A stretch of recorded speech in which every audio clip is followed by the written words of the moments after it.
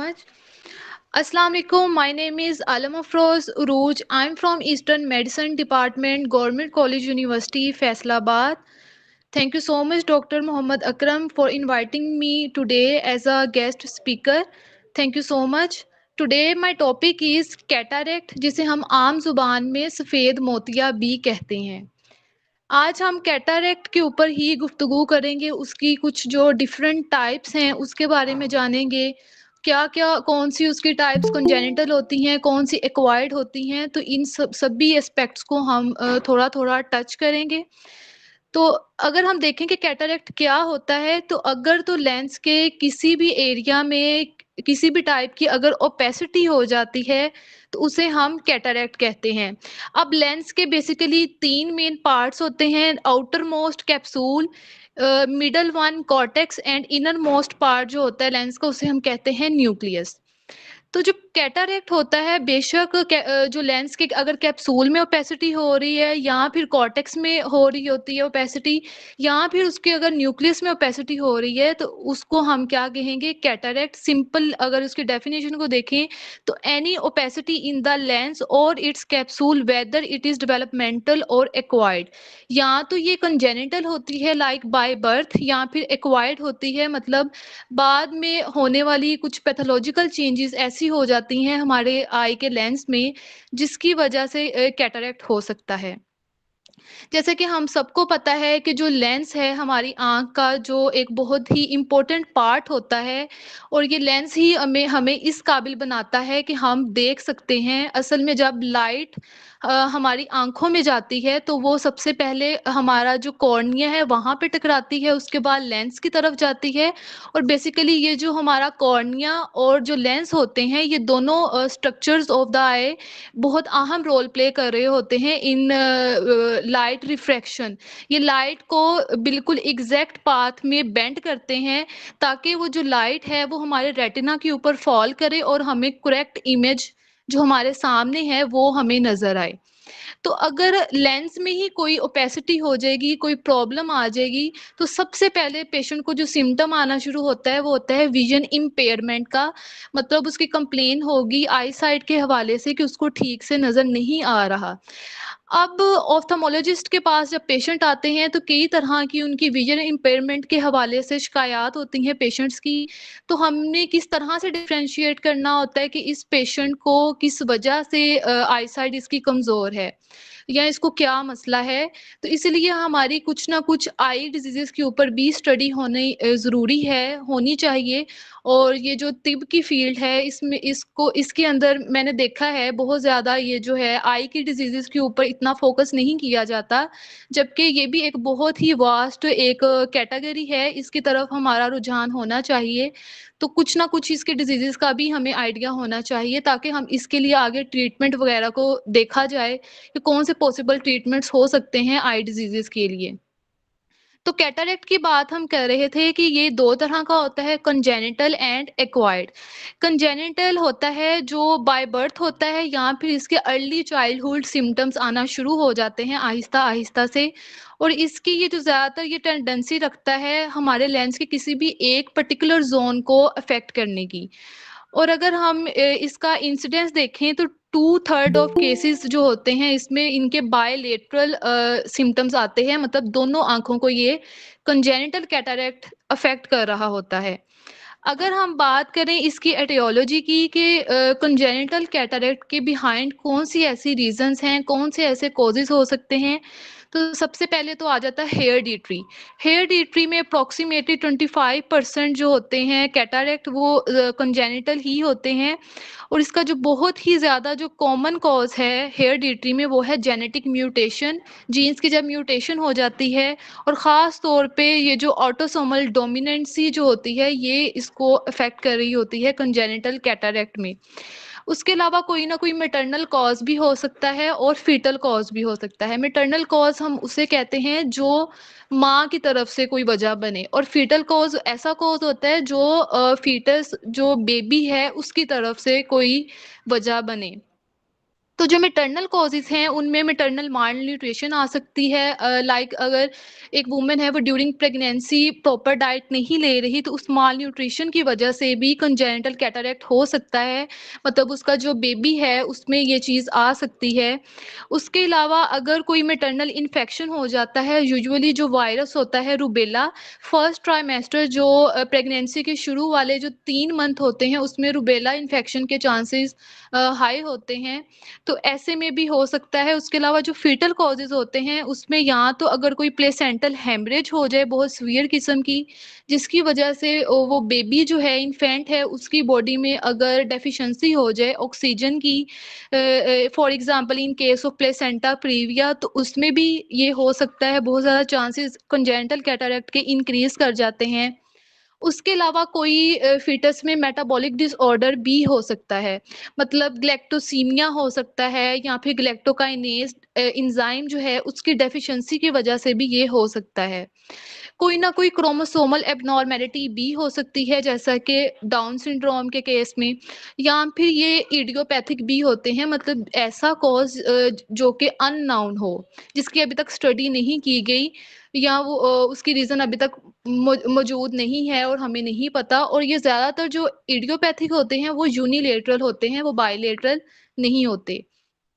अगर हम congenital cataract के कुछ सिम्पटम्स की बात करें, तो इनके जो सिम्पटम्स हैं, वो डिपेंड करते हैं जो ओपेसिटी का साइज़ है उसके ऊपर, और उसकी पोज़ीशन के ऊपर कि वो किधर है। आया वो लेंस के कैप्सूल में ओपेसिटी हुई है, उसके कॉर्टेक्स लेयर्स में हुई है, या फिर उसके न्यूक्लियस में हुई है, तो ये डिपेंड कर रहा होता है इन चीज़ों पे।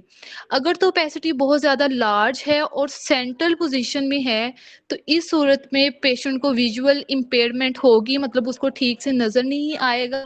और फिर जो है, वो जो सफ़ेद मोतिया जिसे हम कहते हैं नज़र आता है ड्यूरिंग आई एग्ज़ामिनेशन, वो अपीयर होगा, जिसे हम व्हाइट रिफ्लेक्स कहते हैं। वो आपको प्यूपिलरी एरिया में आई के वहाँ पे आपको सीन होगा। उसके अलावा एब्नॉर्मल आई मूवमेंट्स हो सकती हैं, लाइक निस्टैग्मस वगैरह। उसके अलावा जब हम कुछ इसके साइंस की बात करें, तो जब हम प्लेन मिरर एग्जामिनेशन करते हैं, तो उसके दौरान हमें ब्लैक कलर की ओपेसिटी नज़र आती है अगेंस्ट द रेड बैकग्राउंड। और उसके अलावा जब हम ऑप्थेल्मोस्कोपिक एग्जामिनेशन करते हैं ऐसे पेशेंट्स का, तब भी हमें ब्लैक ओपेसिटी नज़र आ रही होती है अगेंस्ट अ रेड बैकग्राउंड। इसके साथ देखा गया है कंजेनिटल कैटरैक्ट में कि कुछ कंजेनिटल एनोमैलीज़ भी मौजूद होती हैं, मतलब कोई और कोमोrbid फैक्टर्स भी इसमें प्रेज़ेंट होते हैं। लाइक पेशेंट को कौन-कौन सी प्रॉब्लम्स इसमें हो सकती हैं, कोई कंजेनिटल हार्ट डिज़ीज़ भी इसके साथ एसोसिएटेड हो सकता है, मेंटल रिटार्डेशन भी हो सकती है, डेफनेस भी हो सकती है, या फिर कोई भी डेंटल एनोमली भी हो सकती है। मतलब जो दाँतों की जो डिज़ीज़ेज़ होती हैं, वो भी इसमें बहुत ज़्यादा कॉमन पाई गई हैं। अगर हम बात करें कंजेनिटल कैटरैक्ट की कौन-कौन सी ऐसी क्लिनिकल टाइप्स हैं, तो एक तो इसकी बहुत कॉमन टाइप है जिसे हम कहते हैं पंक्टेट कैटरैक्ट, इसे हम ब्लू डॉट कैटरैक्ट भी कहते हैं। ये बहुत ही कॉमन वैरायटी है कंजेनिटल कैटरैक्ट की, और इसमें जब हम आई का एग्जामिनेशन करते हैं, तो बहुत सारे छोटे-छोटे स्मॉल-स्मॉल मल्टीपल ओपेक नज़र आती हैं हमें डॉट्स, और स्कैटर्ड फॉर्म में नज़र आते हैं बिखरे हुए। लेकिन ये जो टाइप होती है कंजेनिटल कैटरैक्ट की, वो एज़ सच कोई इंटरफेयर नहीं कर रही होती विज़न के साथ। उसके अलावा सेकंड टाइप इसकी होती है ज़ोन्युलर कैटरैक्ट। जो ज़ोन्युलर कैटरैक्ट है, ये माल न्यूट्रिशन के साथ बहुत ज़्यादा ये रिलेट करता है। अगर तो मैटरनल माल न्यूट्रिशन है, मतलब जो मदर है उसको विटामिन डी की डेफ़िशिएंसी है, तो बहुत ज़्यादा हाई चांसेस होते हैं उसके बच्चे में ज़ोन्युलर कैटरैक्ट के होने के।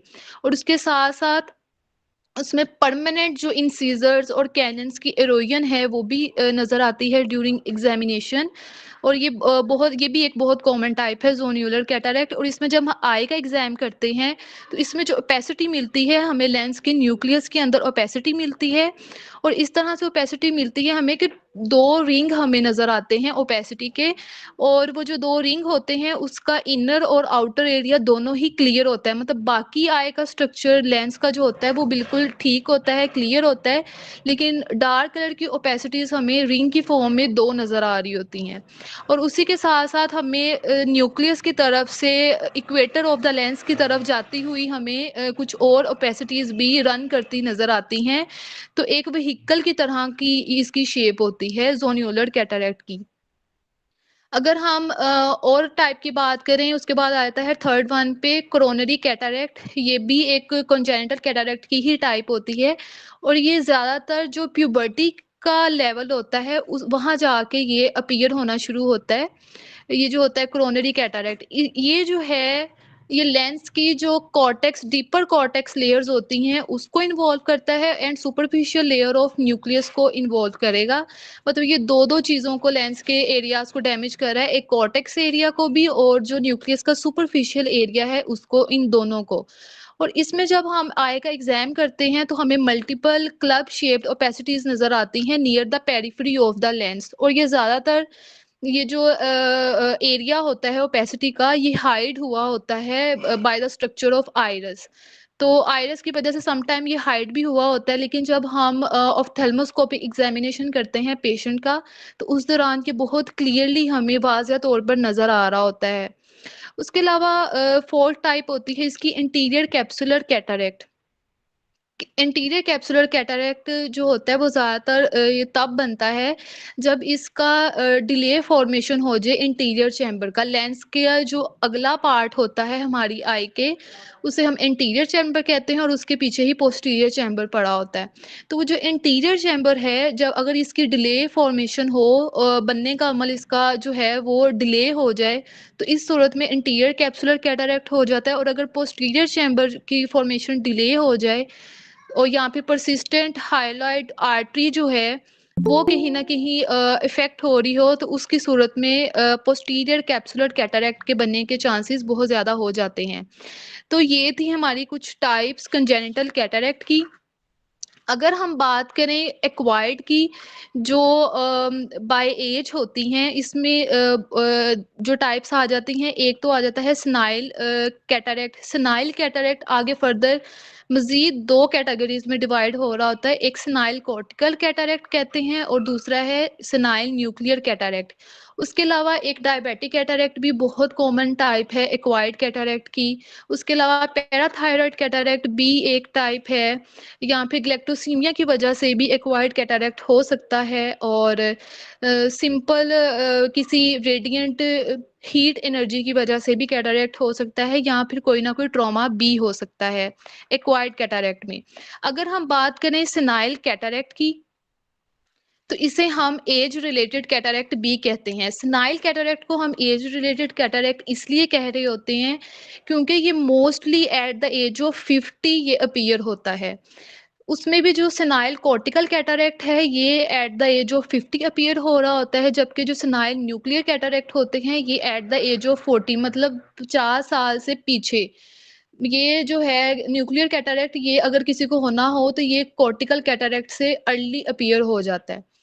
तो अगर हम वन बाय वन इसको थोड़ा-सा डिस्कस करें, तो सेनाइल कॉर्टिकल कैटरैक्ट की सबसे पहले अगर इसकी हम पैथोलॉजी को देखें कि आया लेंस में ऐसा क्या होता है, जिसकी वजह से ओपेसिटी शुरू हो जाती है बनना।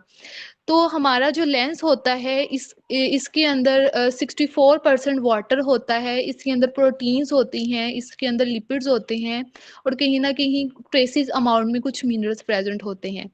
अगर जो इसके अंदर मौजूद जो प्रोटीन है उसकी डीनेचुरेशन हो जाए, तब भी लेंस के अंदर ओपेसिटी हो जाएगी, और अगर वाटर की मिकदार एक हद से ज़्यादा बढ़ जाए, तो उसकी वजह से भी क्या होगा कि ओपेसिटी हो जाएगी लेंस के अंदर। तो अगर हम बात करें सेनाइल कॉर्टिकल कैटरैक्ट की, तो इसे हम सॉफ्ट कैटरैक्ट भी कहते हैं, और ये सेनाइल कैटरैक्ट की एक बहुत कॉमन टाइप है। अगर इसकी हम स्पेसिफिक एटियोलॉजी की बात करें, तो इसमें ये जो है ये होता है अगर लेंस फाइबर्स की डीजनरेशन हो जाए, एज रिलेटेड डीजनरेशन हो जाए, तो उसकी वजह से भी हो सकता है, या फिर कोई भी फिजिकल या केमिकल फैक्टर भी इसमें इन्वॉल्व हो सकता सकता है कोई भी ऐसा फिजिकल और केमिकल फैक्टर जो इंट्रासेल्युलर और एक्स्ट्रा सेल्युलर का जो वाटर और इलेक्ट्रोलाइट्स का इक्विलिब्रियम है, अगर उसको वो डिस्टर्ब कर रहा है, तो ऐसे में ओपेसिफिकेशन हो सकती है लेंस के अंदर और वो कैटरैक्ट बना सकता है। अगर बायोलॉजिकल चेंजेस की बात करें इसमें, तो 2 तरह की इसमें बायोलॉजिकल चेंजेस हो रही होती हैं लेंस में ड्यूरिंग फॉर्मेशन ऑफ कैटरैक्ट। एक तो हाइड्रेशन हो रही होती है और एक denaturation and coagulation of protein हो रही होती है। तो हाइड्रेशन में क्या होगा, ऑस्मोटिक चेंजेस हो जाती हैं लेंस के अंदर। लेंस में जो सेमी परमिएबिलिटी जो चेंजेस हैं लेंस के अंदर उसके कैप्सूल की, वो चेंज हो जाती हैं, जिसकी वजह से जो एंटायर लेंस है वो स्वेल अप कर जाता है, क्योंकि पानी ज़्यादा से ज़्यादा लेंस के अंदर अकोम्युलेट करना शुरू हो जाता है, जिसकी वजह से एंटायर लेंस जो है वो स्वेल कर जाता है और उसकी ओपेसिटी जो है वो इंक्रीज हो जाती है। या फिर किसी वजह से अगर प्रोटीन जो है लेंस की वो डीनेचर हो जाए या उसकी कोआगुलेशन हो जाए, तो उसकी सूरत में भी वो जो एरिया होगा, जिस एरिया में डीनेचुरेशन हुई है, तो वो डेंस हो जाएगा और वहाँ पे इरिवर्सिबल लेंटिक्युलर ओपेसिटी डेवलप हो सकती है, जिसे हम सेनाइल कॉर्टिकल कैटरैक्ट कहते हैं। इसके अगर हम इंसिडेंस की बात करें, तो ये बहुत कॉमन होता है आफ्टर द एज ऑफ 50 और ये बोथ सेक्सेस में प्रेज़ेंट होता है, मेल एंड फीमेल दोनों में इक्वली इसका वो रहता है इंसिडेंस होने का। उसके अलावा ये बायलेटरल भी होता है और समटाइम्स ये यूनिलेटरल भी होता है। अगर हम इसके सिम्पटम्स की बात करें, तो एक तो इसमें पेशेंट की हिस्ट्री मिलेगी फ्रीक्वेंट चेंजेस ऑफ ग्लासेस की, कि वो उसने अपने ग्लासेस चेंज किए हैं लेकिन एकदम से उसका जो है नंबर वो बढ़ गया है, उसने दोबारा से चेंज किए हैं, तो फ्रीक्वेंट चेंजेस ऑफ ग्लासेस की इसको इसमें हिस्ट्री मिलेगी। क्यों? क्योंकि इसमें जो लेंस का रिफ्रैक्टिव इंडेक्स है वो बहुत ही ज़्यादा रैपिडली चेंज हो रहा होता है। जैसे-जैसे हाइड्रेशन और डीनेचुरेशन ऑफ प्रोटीन होती चली जाती है और ये डिज़ीज़ प्रोग्रेस करती जाती है, वैसे-वैसे इसका जो लेंस का रिफ्रैक्टिव इंडेक्स है वो भी रैपिडली चेंज होता जाता है, जिसकी वजह से पेशेंट को विजुअल इम्पेयरमेंट्स होती हैं और वो बार-बार उसको अपने ग्लासेस का नंबर जो है वो चेंज करवाना पड़ता है। उसके अलावा मोनोक्यूलर और डिप्लोपिया और पॉलीप्योपिया, लाइक उसको जो एक विज़न के बजाय उसको 2-2 नज़र आना, 3-3 नज़र आना और मैनी इमेजेस का प्रेज़ेंट होना, ये उसकी विज़न हो जाती है। उसके अलावा उसको ग्लेयर होता है due to increased scattering of light और कलर हैलोज़ इसका बहुत ज़्यादा कॉमन सिम्पटम है, कि उसको अपनी विज़न के आगे उसको कलर्ड हैलोज़ नज़र आएँगे, ऐसे गोल-गोल से कलरफुल रिंग्स नज़र आते हैं पेशेंट को जब वो देखता है due to irregular refractive index in different parts of the lens. उसके अलावा जब हम इन पेशेंट्स में कुछ स्टेजेस को अगर हम स्टडी करें, ये जो है सेनाइल कॉर्टिकल कैटरैक्ट की, तो ये स्टेज वाइज प्रोग्रेस कर रही होती है डिजीज। तो ये हमें पता होना चाहिए ताकि हमारे पास जब पेशेंट आए तो हमें पता हो कि अभी कौन से स्टेज पर है। तो इसकी बेसिकली 3 मेन स्टेजेस होती हैं। इमेच्योर कैटरैक्ट होता है, एक मैच्योर कैटरैक्ट होता है और एक हाइपर मैच्योर कैटरैक्ट होता है। इमेच्योर कैटरैक्ट वो होता है जिसमें जो है कॉर्टिकल फाइबर्स जो हैं इनकी डिमार्केशन हो जाती है और डिमार्केशन होती है थ्रू फ्लूइड। फ्लूइड क्या करता है, जब लेंस के अंदर आना अकोमुलेट करना शुरू करता है, तो वो जो कॉर्टिकल फाइबर्स है उनको सेपरेट कर देता है। और ये ज़्यादातर आप जब पेशेंट का स्लिट लैंप एग्जामिनेशन करते हैं या फिर ऑप्थेल्मोस्कोपी एग्जामिनेशन करते हैं, तो उस दौरान हमें ये नज़र आता है, जिसे हम मेडिकल लैंग्वेज में लैमेलर सेपरेशन का नाम देते हैं। और उसके साथ-साथ प्यूपिल की ग्रे कलर की अपीयरेंस हो जाती है, और ग्रे कलर अपीयरेंस इस वजह से हो जाती है क्योंकि जो लेंस का रिफ्रैक्टिव इंडेक्स है, वो भी इंक्रीज़ कर जाता है और जो लाइट की रिफ्लेक्शन है, वो भी इंक्रीज़ कर जाती है और लाइट की स्कैटरिंग भी जो है, वो भी इंक्रीज़ कर जाती है, जिसकी वजह से प्यूपिल की अपीयरेंस ही ग्रे कलर की हो जाती है। उसके अलावा इसमें क्या होता है कि आहिस्ता-आहिस्ता जब ओपेसिटी होना शुरू होती है और वो अपने अगले नेक्स्ट लेवल पे चले जाती है, तो पेशेंट को मैनी इमेजेस नज़र आना शुरू हो जाती हैं, विजुअल इम्पेयरमेंट शुरू हो जाती है, कलर्ड हैलोज़ आना शुरू हो जाते हैं। और उसके बाद क्या होता है कि जब ये ओपेसिटी इतनी बढ़ जाए कि ये कॉर्टेक्स की डीपर लेयर्स को भी अफ़ेक्ट करना शुरू कर जाए और साथ ही साथ जब हाइड्रेशन का अमल शुरू हो जाता है, जिसमें लेंस भी स्वेल अप करना शुरू हो जाता जाता है, तो ऐसे में क्या होता है कि जो एंटायर लेंथ है वो पूरा का पूरा ही अफेक्टेड हो जाता है, जिसे हम फिर कहते हैं कि ये अब मैच्योर कैटरैक्ट हो गया है फ्रॉम इमैच्योर कैटरैक्ट। और हाइपर मैच्योर में क्या हो जाता है, सिंपली कॉर्टेक्स के अंदर फ्लूइड आ जाता है और उसकी मिल्की अपीयरेंस हो जाती है, जबकि जो न्यूक्लियस होता है वो स्मॉल हो जाता है और ब्राउनिश कलर का होता है। और इस तरह से लगता है जैसे कि लिक्विफाइड कॉर्टेक्स बैग के अंदर ये सिंक हुआ हुआ है, उसके अंदर पड़ा हुआ है। उसके अलावा इसमें जो इंटीरियर कैप्सूल होता है वो डीपर चला जाता है। ज़ाहिर बात है कि जो हमारा लेंस है ये सपोर्ट दे रहा होता है हमारी आँख का जो ऊपर वाला हिस्सा है, इंटीरियर चैम्बर है उसको। जब नीचे आइरिस अफ़ेक्ट होगा या लेंस इफ़ेक्ट होगा तो ये इंटीरियर चैम्बर भी नीचे की तरफ धँस जाता है, वो नीचे की तरफ चला जाता है।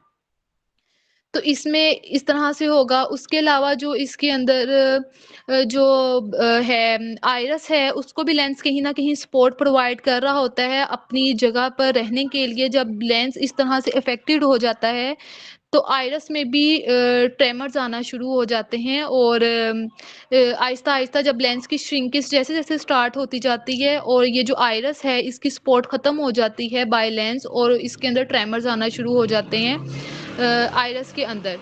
उसके अलावा अगर हम बात करें सेनाइल न्यूक्लियर कैटरैक्ट की, जो कि सेकंड टाइप है सेनाइल कैटरैक्ट की, तो इसमें बेसिकली नाम से ही ज़ाहिर है जो सेनाइल कॉर्टेक्स कैटरैक्ट था उसमें कॉर्टिकल एरिया में हो जाती है ओपेसिटी, जबकि जो सेनाइल न्यूक्लियर कैटरैक्ट है इसमें लेंस का जो न्यूक्लियस है उसके अंदर ओपेसिटी होना शुरू हो जाती है। तो बेसिकली जो लेंस के जो सेंट्रल न्यूक्लियर फाइबर्स हैं उनमें स्लो स्क्लेरोसिस होना शुरू हो जाती है, जिसकी वजह से आहिस्ता-आहिस्ता वो जो एरिया होता है, उसमें ओपेसिटी आ जाती है। तो इसमें जो पेशेंट के जो होती है अगर हम एटियोलॉजी को देखें तो ये जो स्लो स्क्लेरोसिस न्यूक्लियस की स्टार्ट होती है, किन-किन वजह से हो सकती है? अगर तो लॉन्ग टर्म एक्सपोज़र है अल्ट्रा वायलेट रेडिएशंस का, तो अल्ट्रा वायलेट रेडिएशन के लॉन्ग एक्सपोज़र की वजह से ये होता है। और उसकी वजह से क्या होता है कि असल में कोई फोटो ऑक्सीडेशन एरोमेटिक जो अमाइनो एसिड्स हैं तो उनकी क्या शुरू हो जाती है, उनमें बायोकेमिकल चेंजेस शुरू हो जाते हैं बेसिकली और ब्राउन पिगमेंट की फॉर्मेशन होना शुरू हो जाती है और वहाँ पे जो लिपोप्रोटीन्स हैं एब्नॉर्मल लिपोप्रोटीन्स जो हैं उनकी डेपोज़िशन होना वहाँ पे शुरू हो जाती है, ग्लूटाथायोन की रिडक्शन हो जाती है वहाँ पे और कंसंट्रेशन जो है कैल्शियम की वो इंक्रीज़ करना शुरू हो जाती है। तो ये तमाम फैक्टर असल में कंट्रीब्यूट कर रहे होते हैं सेनाइल न्यूक्लियर कैटरैक्ट की फॉर्मेशन में। और ये ज़्यादातर जो 40 इयर्स की बाद की जो एज है उसमें अपीयर होते हैं और अगर इससे 40 इयर्स से पहले अगर अपीयर होंगे तो वो कॉर्टिकल वैरायटी में आते हैं, मतलब उसमें सेनाइल कॉर्टिकल कैटरैक्ट होता है, उसमें लेंस का जो कॉर्टेक्स है वो इफ़ेक्ट हो रहा होता है, न्यूक्लियस नहीं। अगर इसके हम कुछ क्लिनिकल स्टेजेस की बात करें तो इसमें नंबर 1 पे एक तो इसमें ब्लैक कैटरैक्ट होता है। ब्लैक कैटरैक्ट क्यों होता है? क्योंकि जो न्यूक्लियस है वो उसमें अगर एग्ज़ाम करेंगे तो न्यूक्लियस आपको डिफ्यूज़ली, क्लाउडली नज़र आएगा और डार्क कलर का नज़र आता है। और वो इसलिए नज़र आता है कि वहाँ पे जो मेलानिन पिगमेंट है उसकी डेपोज़िशन होना शुरू हो जाती है, जो कि लेंस की अमाइनो एसिड से ही आ रहा होता है। उसके अलावा यही जो क्लाउडीनेस है न्यूक्लियस की वो आहिस्ता-आहिस्ता फैलती-फैलती जो लेंस का कॉर्टेक्स है उसको भी कवर अप कर लेती है। जब वो उसको कवर अप कर लेगी तो इसको हम कहते हैं मैच्योर कैटरैक्ट, मतलब अब वो जो ओपेसिटी है उसने न्यूक्लियस से बाहर निकल कर आहिस्ता-आहिस्ता कॉर्टेक्स को भी अपनी उसमें ले लिया, ज़िद में ले लिया और उसके आहिस्ता-आहिस्ता जो आउटर एरिया है लेंस का जिसे हम कैप्सूल कहते हैं, जब ये ओपेसिटी उसको भी जाके अफ़ेक्ट करेगी तो इस फिर एंटायर जो जब लेंस जो है वो इफ़ेक्ट हो जाएगा तो इसे हम कहेंगे अब मैच्योर कैटरैक्ट के, मतलब अब कैटरैक्ट मैच्योर हो गया, उसने एंटायर लेंस को ऑक्यूपाई कर लिया है। उसके बाद इसमें अलबत्ता जो सेनाइल न्यूक्लियर कैटरैक्ट होता है इसमें हाइपर मैच्योर नहीं होता क्योंकि ये बहुत ही स्लो प्रोग्रेस करता है, तो ये स्टेज आती नहीं है पेशेंट की कि उसमें हाइपर मैच्योरिटी आए या कोई कॉम्प्लिकेशन फर्दर आए। अगर हम इसमें सिम्पटम्स की बात करें तो विजुअल इम्पेयरमेंट होगी ड्यू टू प्रोग्रेसिव मायोपिया, इसमें पेशेंट की जो दूर की नज़र है वो जो है वो अफेक्ट होगी। 2 तरह की टर्म्स यूज़ की जाती हैं ऑप्थेमोलॉजी में। एक मायोपिया और एक हाइपरमेट्रोपिया। मायोपिया में क्या होता है कि पेशेंट की दूर की नज़र जो है वो वीक होती है, हाइपरमेट्रोपिया में होता है नज़दीक की नज़र वीक होती है। तो इसमें प्रोग्रेसिव मायोपिया होता है और सेंट्रल ओपेसिटी होती है in case of senile nuclear cataract. और इनमें जो है ग्लेयर होगा, ब्लर्ड विज़न होगी उसके अलावा। और इनमें अगर हम प्यूपिलरी रिफ्लेक्स को चेक करेंगे तो इसमें ब्लैकेंड प्यूपिलरी रिफ्लेक्स होंगे, जबकि हमने जब सेनाइल कॉर्टिकल कैटरैक्ट में पढ़ा था उसमें वाइट रिफ्लेक्स होते हैं और इसमें ब्लैकेंड रिफ्लेक्सेस होते हैं। उसके बाद एक और टाइप भी है एक्वायर्ड की, जिसे हम कहते हैं कॉम्प्लिकेटेड कैटरैक्ट।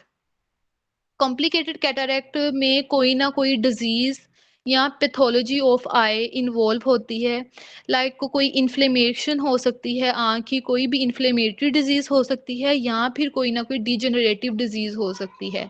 इन्फ्लेमेटरी डिजीज में आ सकता है आयराइडोसाइक्लाइटिस हो सकता है, कोरोइडाइटिस हो सकता है।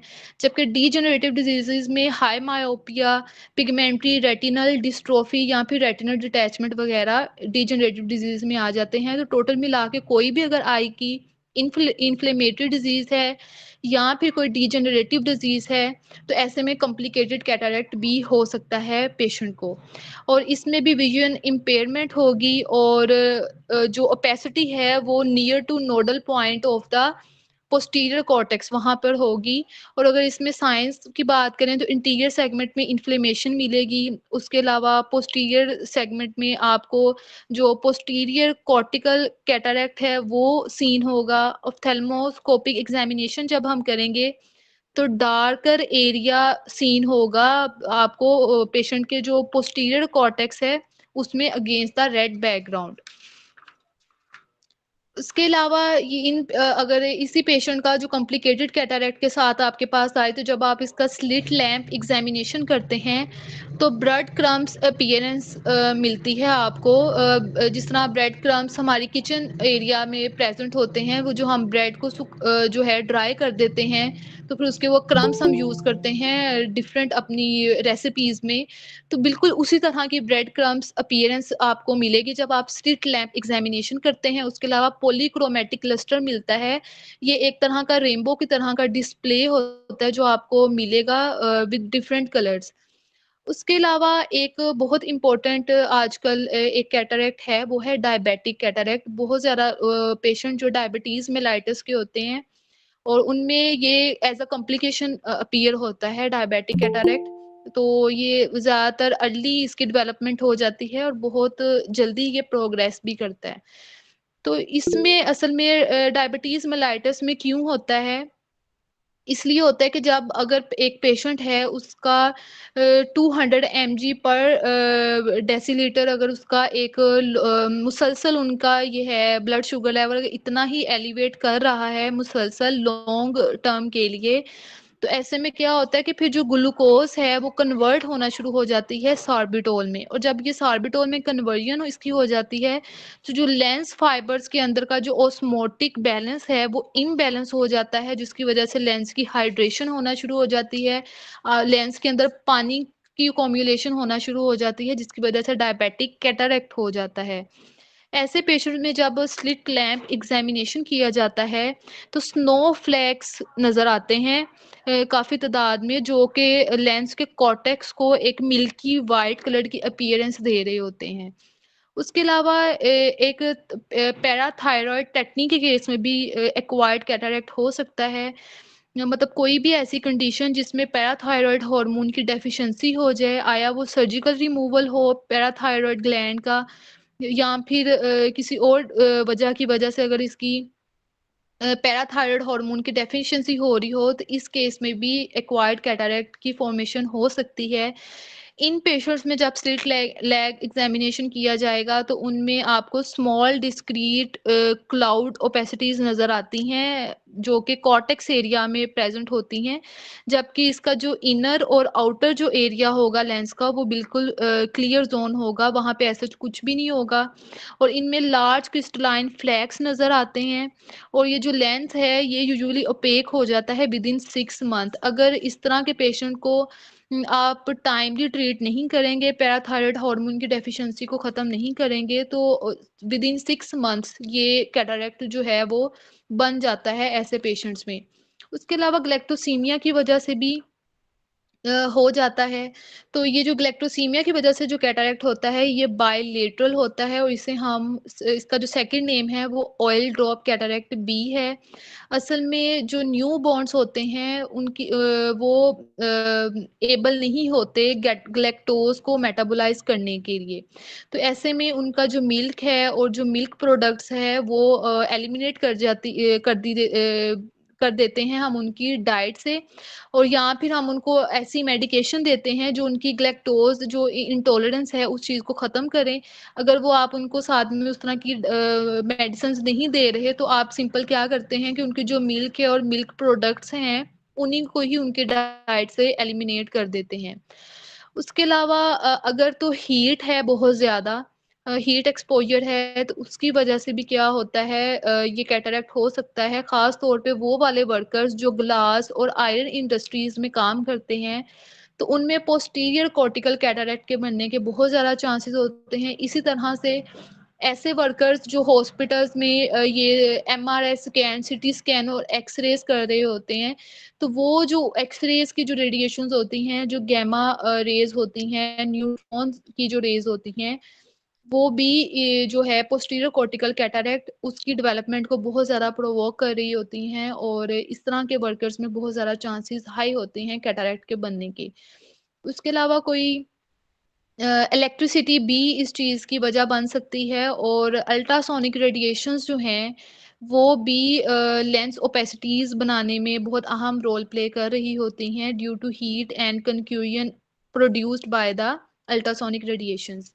उसके अलावा कोई भी ट्रॉमा भी हो सकता है, जो कि कोई भी कॉर्नियल इंजरी ऐसी जो कि which leads to traumatic cataract, तो ये भी हो सकता है। उसके अलावा इनमें जब आप पेशेंट का स्लिट लैम्प एग्ज़ाम करते हैं, तो उनमें रोज़ेट शेप की तरह के आपको ब्रांचेस टाइप कैटरैक्ट ओपेसिटीज़ नज़र आती हैं इन पेशेंट्स में, in case of traumatic cataract.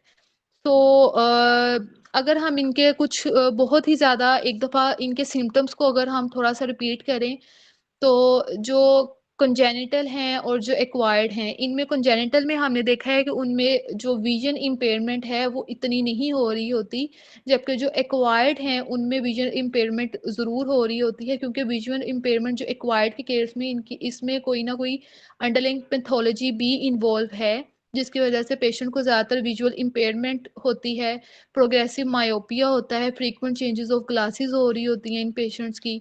तो उसके अलावा ग्लेयर होता है इनको, कलरफुल हेलोज़ नज़र आ रहे होते हैं इनको अपनी विज़न में। तो ये कुछ बहुत ज़्यादा जो है पेशेंट के कॉमन सिम्पटम्स हैं, और इसलिए इन पेशेंट्स की प्रॉपर अगर कोई पेशेंट आपके पास आता है अपनी आई साइट को लेकर, कोई कुछ सिम्पटम्स आपको बता रहा है, तो उसकी हमें ज़रूरी है कि उसकी हम ज़रा कंप्लीट उसका आई एग्ज़ाम भी करें और उसकी प्रॉपर इन्वेस्टिगेशन करें और प्रॉपर हिस्ट्री लें, ताकि हम उसका करेक्ट डायग्नोसिस बना सकें। So this is all about for today's lecture. Thank you so much. जज़ाकल्लाह।